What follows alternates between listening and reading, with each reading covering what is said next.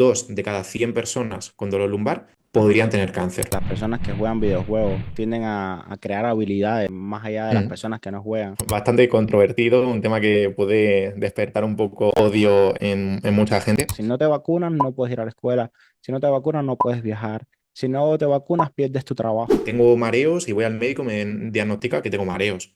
El podcast de Jan es el espacio donde aprenderás todo sobre salud y desarrollo personal. Nuestros profesionales compartirán sus conocimientos para entender nuestro bienestar. Además, encontrarás información valiosa para cuidar tu salud y la de los demás. Bienvenido al podcast, Fernando Gallar, más conocido en las redes sociales como Fer Gallar. Es un honor para mí tenerte en el podcast de Jan. Muchas gracias por estar acá. Usted es especialista en dolor lumbar crónico. Primeramente, después de darte la bienvenida, quiero hacerte una pregunta. ¿Todavía sigue siendo el dolor lumbar crónico la segunda causa más frecuente de consulta en el ramo médico, es decir, consultas médicas en personas menores de 45 años?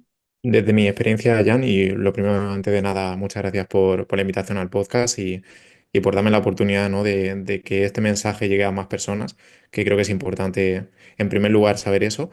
Y en cuanto a lo que me comentabas, sí, al menos desde mi experiencia, el dolor lumbar aquí podríamos, es verdad, diferenciar distintos tipos de dolores lumbares, porque no todos los dolores lumbares de espalda baja, en este caso, vienen por la misma razón, pero se podría decir que es, si no la primera, la segunda causa de que la gente más, eso, que acuda al médico, que acuda al doctor, y es como el pan de cada día que vemos, yo creo, tanto en Estados Unidos, en España, en Latinoamérica y en prácticamente todo el mundo. Muy bien, muy bien. Quería hacerte unas preguntas ahora un poquito más personales. ¿Quién era Fernando Gallar cuando era un adolescente? ¿Qué le gustaba hacer? ¿Qué hacía?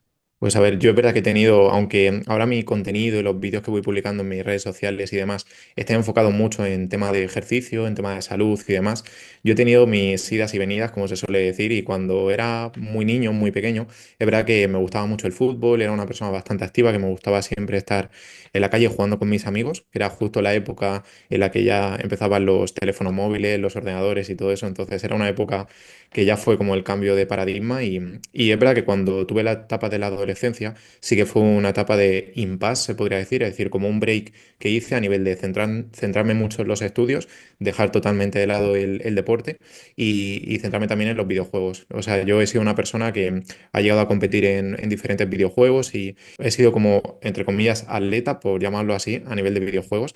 Entonces, es verdad que tengo un pasado a nivel de adolescencia un poco diferente a la vida que tengo, por ejemplo, ahora o al tipo de contenido que yo suelo comunicar. Es decir, no estuve muy activo durante unos años y eso me generó ciertos problemas también de salud que fueron parte del detonante por el que más tarde dije, quiero dedicarme al dolor lumbar crónico, a este tipo de lesiones en concreto. Muy interesante. Yo he oído en algún momento de que las personas que juegan videojuegos tienden a crear habilidades más allá de las Mm, personas que no juegan. Creo que una vez estaba leyendo un estudio que se hizo donde cirujanos que tenían un background en videojuegos, jugaban videojuegos, sí. eran más hábiles que los que no jugaban videojuegos. No recuerdo qué porcentaje, pero sí recuerdo que eran más hábiles. ¿Qué experiencia es la tuya acerca de eso?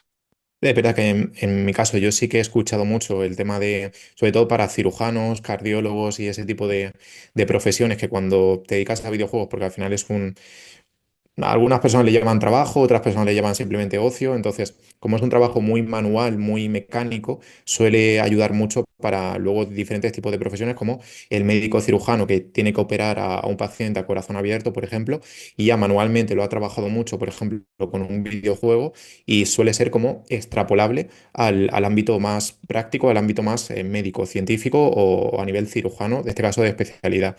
Entonces, es verdad que en mi caso, como no soy médico cirujano ni tengo nada que ver con ese tema en concreto, no te podría hablar sobre ello, pero sí que es cierto que muchas de las habilidades de los videojuegos, como tú dices, se pueden extrapolar a cosas del trabajo, del día a día o de la medicina en concreto. Aunque aquí hay bastante disparidad de opiniones porque hay mucha gente que piensa en los videojuegos como si fuese alcohol, drogas o tabaco, es decir, algo totalmente adictivo y que es muy perjudicial para la salud. Y al final, como en toda la vida, hay como sus blancos y negros, su escala de grises en la balanza y como dice el dicho, en la dosis está el veneno. Así que yo creo que habría que entender que los videojuegos en este caso tienen un beneficio, pero siempre con el equilibrio de toda la vida. Al final, si bebes todos los días alcohol, será muy negativo para ti. Si bebes algún día a la semana, puntual y concreto, o alguna vez al año, ahora que estamos en Navidades, no habría ningún tipo de problema. Entonces, es buscar el equilibrio. Muy bien. Ahora vemos que te especializas en dolor lumbar, pero ¿cómo fue que tú te entraste en eso? ¿Dónde fue que tú hiciste tu licenciatura? Y después, cuéntanos tu recorrido para ya después Mm. profundizar en esta patología tan común como el dolor lumbar crónico. Genial, pues yo no sé si para la gente que nos pueda estar escuchando lo intuye por el acento, yo soy de España, yo soy de un sitio al sur de España que se llama Albacete y yo estudié en la Universidad Católica de Murcia, que está pues relativamente cerca de donde yo vivo, a 1 hora y media más o menos. Entonces yo cuando cumplí los 18 años en este caso, me fui a Murcia a estudiar la carrera universitaria. Yo al principio empecé por historia, que no tiene nada que ver con lo que luego me dediqué o lo que luego empecé a trabajar, pero yo empecé la carrera universitaria de historia, o sea, pues aprender de los romanos, de los griegos y todo este tema, y luego para ser profesor, para ser docente en una universidad, en un colegio y demás, pero al poco tiempo me di cuenta de que esa no era como mi pasión o a lo que me quería dedicar. Es decir, estuve un mes estudiando historia y cambié totalmente mi perspectiva en ese sentido, cambié de carrera, me dediqué, en este caso, me enfoqué en una carrera universitaria que aquí en España se llama Ciencias de la Actividad Física y el Deporte, que es, por así decirlo, la influencia o la importancia que tiene el ejercicio dentro de diferentes lesiones, enfermedades, etcétera, etcétera. Entonces, eso fue lo que estudié durante 4 años de mi vida en este caso, y una vez finalizados esos 4 años de licenciatura, de carrera, ya hice un posgrado, un máster, más enfocado en lesiones en concreto o en enfermedades en concreto. Y aquí fue donde me especialicé. Sobre todo hice ¿cómo decirlo? Como el TFM, que es el trabajo de fin de máster y demás, más enfocado en precisamente cómo el ejercicio podía ayudar en diferentes lesiones o enfermedades y concretamente en el cáncer. A mí me tocó en cáncer de pulmón. Entonces yo estuve viendo cómo el ejercicio ayudaba a esas personas que estaban en diferentes estadios o fases del cáncer de pulmón para que se recuperasen en este caso, hablando de metástasis o hablando de gente que había empezado a padecer el cáncer desde hace poquito tiempo. Entonces, para no ser muy extenso en este tema, es cómo el ejercicio empieza a beneficiarnos a nivel de salud en todo este tipo de enfermedades. Es verdad que ese tema me pareció quizás un poco que se me iba de las manos, entre comillas, el tema del cáncer, y no era un tema que, o sea, me llamaba la atención, pero no era algo a lo que me veía dedicándome en un futuro. Entonces, cambié un poco de tercio y en ese sentido también porque mi madre y mi padre pues sufrían mucho de dolor lumbar, sufrían mucho de ciática y demás, viéndolos a ellos pasándolo mal y sufrir bastantes días a la semana, dije, ¿cómo puedo ayudar a otra persona que lo esté pasando igual que mi madre?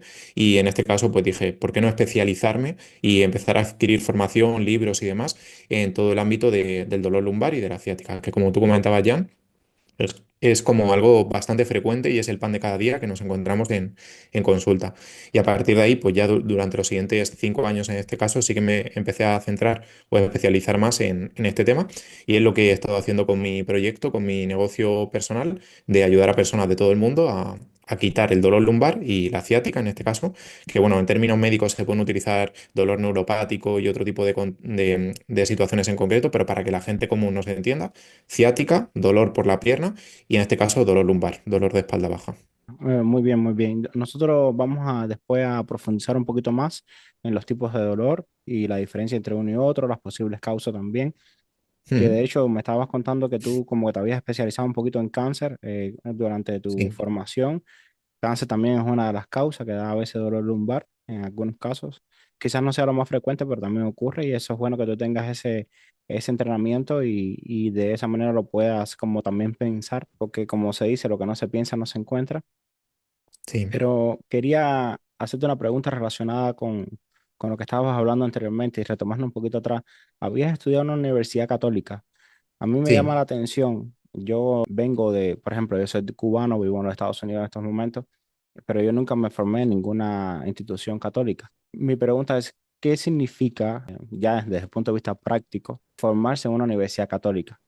A ver, no sé si habrá mucha diferencia, por ejemplo, de la Universidad Católica de España versus la de si hay alguna en Estados Unidos o en Latinoamérica. Es verdad que aquí en España es un poco más a nivel externo, o sea, como de puertas para afuera, o sea, de puertas para adentro, aunque sea católica y demás, no hay como mucha diferenciación con respecto a otro tipo de universidades. Es verdad que hay algunas asignaturas o algunos temas en concreto que están relacionados, en este caso, con la teología, por ejemplo, que es el estudio, en este caso, bueno, de Dios y diferentes tipos de religiones, pero, o sea, no hay como una diferenciación muy grande de una universidad católica versus una universidad que no sea católica o que sea bueno, de otro tipo, agnóstica o bueno, como se quiera llamar en este caso las otros tipos de universidades laicas en este sentido. Entonces sería un poco eso. O sea, la materia principal o los conocimientos que tú vas adquiriendo son exactamente los mismos o muy parecidos, independientemente de si es católica o no es católica. Pero estudian también evolución, estudian también otras cosas, ¿o no? Sí, o sea, aparte del tema más relacionado con el ejercicio, las enfermedades, las lesiones y demás, se estudia una parte que es opcional generalmente de eso, de religión, de todo lo relacionado en este caso con los diferentes tipos de religiones, principalmente la cristiana, pero también se habla de religión musulmana y otro tipo de budista, etcétera, etcétera. Una formación bastante integral en ese sentido. Que sea católica Mm. no significa entonces que os suscriben o se queda solamente en el ámbito católico. ¿Está bien? No, no tiene por qué. De hecho, mucha gente que va a la universidad, como también es bastante prestigiosa en el mundo del deporte, del ejercicio, a la universidad a la que yo fui, pues, o sea, no tienen por qué ser personas cristianas o católicas, sino que hay mucha gente laica que solo por la buena promoción o la buena publicidad que tiene la universidad y los buenos profesores que hay, que eso también hay que decirlo, hay muy buenos profesores, pues va mucha gente. Que como digo, no tienen por qué ser únicamente gente católica la que estudia en esa universidad. Hay un poco de todo. ¿Cómo tú consideras el sistema educacional de España de manera general? Este es un tema bastante controvertido, un tema que puede despertar un poco odio en mucha gente. Yo lo comento lógico desde mi experiencia. Es verdad que yo en la universidad y en lo que he ido estudiando he tenido en general una muy buena experiencia. A ver, hay de todo. Hay profesores, compañeros de clase y demás que quizás no son del todo buenos para tu formación y para tu desarrollo, pero a nivel general yo sí que me he encontrado que es algo positivo. Es decir, a una persona que a lo mejor se pueda estar planteando ahora que está bastante en auge, no sé si ir a la universidad o sea, hacer otro tipo de estudios. Yo le diría que la universidad es verdad que te genera como una base sólida a partir de la cual pues ya te puedes especializar y ya puedes hacer otro tipo de formaciones. Entonces, a mí en mi caso sí que me sirvió de mucha ayuda, pero también estoy viendo últimamente como conforme van pasando los años, sobre todo hay ciertas universidades que dejan mucho que desear en cuanto al contenido poco actualizado con respecto a lo que la ciencia o el conocimiento científico nos va como avanzando año tras año. Es decir, es como que hay una disparidad entre lo que te enseñan en la universidad y lo que luego se puede aplicar al contexto real, por ejemplo, de tu trabajo, de las relaciones con los pacientes, etcétera, etcétera. Entonces, hay un poco de todo. Yo diría que es 50-50 en el sentido de 50% las cosas bastante bien y otro 50% que habría que mejorar mucho. Pero es verdad que al final, como persona aislada, como profesor o como alumno, es difícil cambiar un entorno tan grande como es el ámbito educativo y universitario en este caso. Claro. ¿Y cuánto cuesta como promedio ir a la universidad en España? A ver, depende del tipo de universidad, depende de si solicitas una beca o no lo solicitas, pero por poner un contexto, te podría decir 2.500, 2.000 euros, más o menos. Hay universidades, obviamente, que son muy caras, que cuestan 50.000 euros, traducido a dólares, a lo mejor serían unos 60.000 dólares, 70.000 dólares anuales. Entonces, esas son las más caras, las que están en Madrid o en Barcelona principalmente, pero luego a nivel general se puede decir entre 1.000 y 3.000 aproximadamente, entre 1.000 y 3.000 euros al año en este caso, unos 3.000 y pico, 4.000 dólares. ¿Y la enseñanza, vamos a decir, secundaria y la primaria sería gratuita o también hay que pagarla? Generalmente, al menos en mi caso, generalmente suele ser gratuita o suele tener, que aquí se le llama como concertado, que suele tener como una, una inversión que no suele ser muy, muy alta.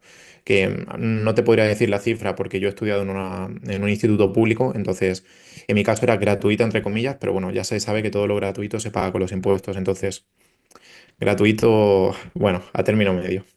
¿Hay alguna universidad gratuita? En España, sí, hay muchas. Es decir, De que hecho, también, la mayoría son Bueno, a ver, no te sabría decir la cifra exacta, porque lógicamente en España hay muchas ciudades y hay muchas universidades, pero hay muchas que sí que son públicas. Por ejemplo, en Murcia, que fue donde yo estudié, hay dos universidades, la católica, que es donde yo estudié, que es privada, y luego está la Universidad de Murcia, que es pública en este caso.